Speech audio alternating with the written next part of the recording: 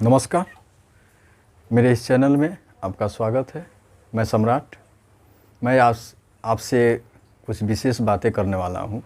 सबसे पहले कुछ बात करूँ इससे पहले जो कुछ लोग हैं आपके स्क्रीन पर भी उनकी आप बीती आने वाली है, आप उनको पहले सुन लें वो क्या कह रहे हैं, फिर उसकी चर्चा मैं आगे करूँगा। आखिर ये परदेश से उत्पन्न कैसे हुआ है, आखिर हुआ कैसे, तो चलिए देखते हैं उसको।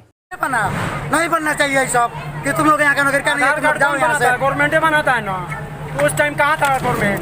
मर गया था क्या? ये सब नहीं कहाँ क्या हुआ था? आज सब कुछ बना कर सब कुछ प्रूफ दे दिया, आज तोड़ के हटा दिया। कचरा में कौन सा कानून है? कहाँ का कानून है? दूसरा देश नहीं है।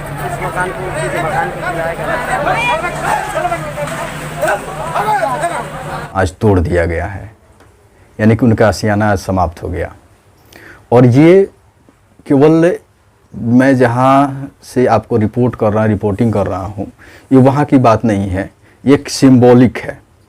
ये जो भी घटनाएं हुई हैं ये सिंबॉलिक है। ये पूरे हिंदुस्तान में होता है, पूरे इंडिया में होता है कि लोगों का घर अक्सर तोड़ दिया जाता है। सरकार द्वारा ये दावा किया जाता है कि ये इलीगल जगह पे हैं, ये PWD की ज़मीन है, ये सरकारी ज़मीन है, यहाँ इन्होंने घर बना के छेका है, अतिक्रमण किया है। तो चलिए मान लेते हैं कि इन लोगों के द्वारा अतिक्रमण किया गया था, इन्होंने घर यहाँ बनाया था।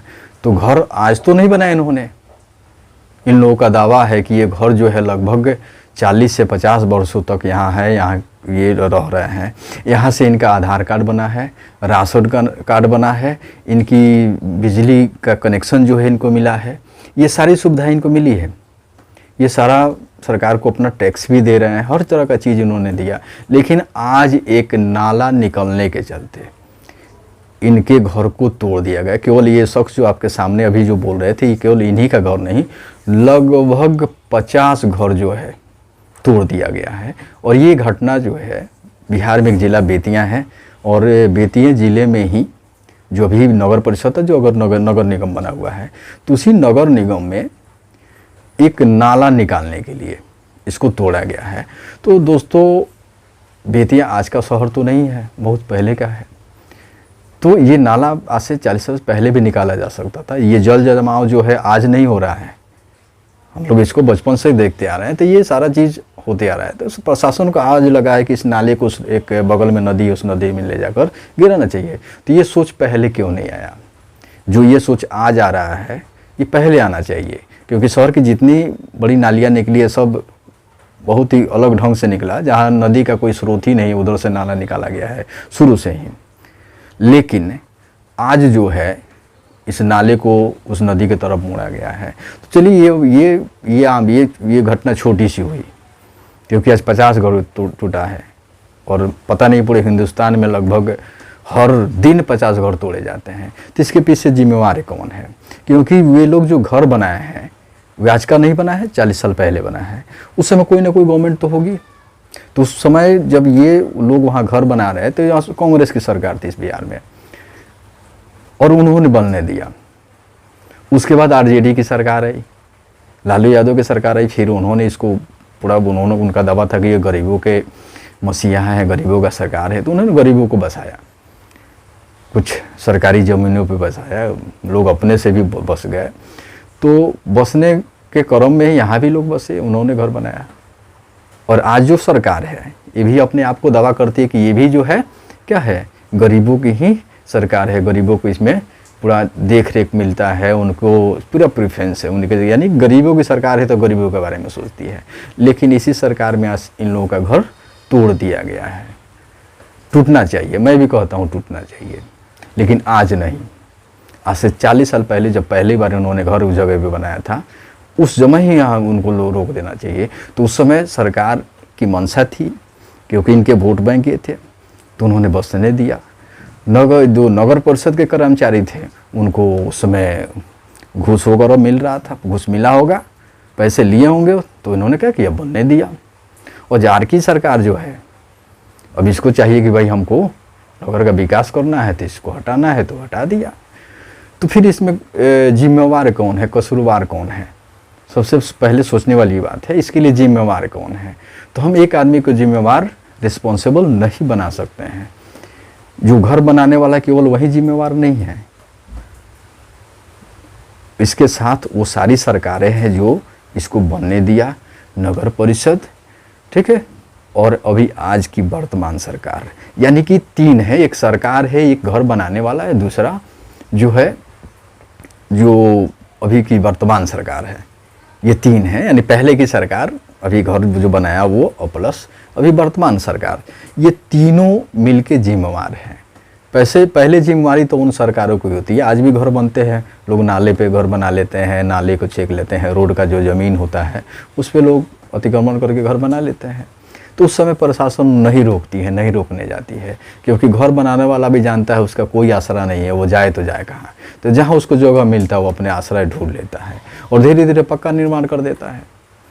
लेकिन उसको ये नहीं लगता है कि एक ना एक दिन इसको यहाँ से जाना है, इसकी सारी गाढ़ी कमाई पूंजी जो है एक दिन सरकार द्वारा ढहा दिया जाएगा, नष्ट कर दिया जाएगा, फिर वो रोड पे आने वाला है। इसको, इस गरीब को जानकारी नहीं होती है, लेकिन सरकार तो जानती है कि मुझे इसको हटाना है, तो उसी समय क्यों नहीं रोक देती। हो सकता है कि वो आशियाना कहीं अपना खोज लेता, जो कमा के उस घर में लगाया वो बर्बाद हो रहा है। दूसरी चीज़ ये है, इस सरकार की है, ये सरकार जो है आज जो है इसके पहले इसके लिए जागरूक हुई है, तो ये जागरूकता उसको पहले आनी चाहिए थी। इन लोगों के लिए कोई ना कोई पुनर्वास जो है, कहीं ना कहीं ज़मीन दे के घर बनवाना चाहिए, उनको समय देना चाहिए कि वो अपना घर बनाए। लेकिन 1-2 दिन 2 महीने में आप चाहते हैं कि पूरे हम यहाँ से ये कर लें, तो ये बहुत ही बुरी चीज़ है इन लोगों के लिए। और कहीं से न कहीं से ये सरकार को निर्दोष नहीं ठहराया जा सकता, दोषी ये सरकार भी है, इससे पिछली वाली सरकार भी है, और ये जनता भी है, पब्लिक भी है, जो इन ज़मीनों पे घर बना लेती है, इसको अपना समझ लेती है। तो मिला जुला के ये तीनों लोग जो हैं स्वयं इसके लिए जिम्मेवार हैं। किसी को निर्दोष साबित नहीं किया जा सकता, उस घर बनाने वाले को भी नहीं, क्योंकि वो भी जानता है कि आखिर उसने उस ज़मीन पे घर ही क्यों बनाया, जो सरकारी ज़मीन है, रोड की ज़मीन है, आखिर उस पर बनाया ही क्यों। उसको पहले ही नहीं बनाना चाहिए। अगर उसने बनाना शुरू भी किया था तो सरकार को उसको उसी समय वार्न करना चाहिए था, हटा देना चाहिए कि भाई ये इस पे आप नहीं बन सकते हैं, कहीं दूसरे जगह आश्रय खोजिए।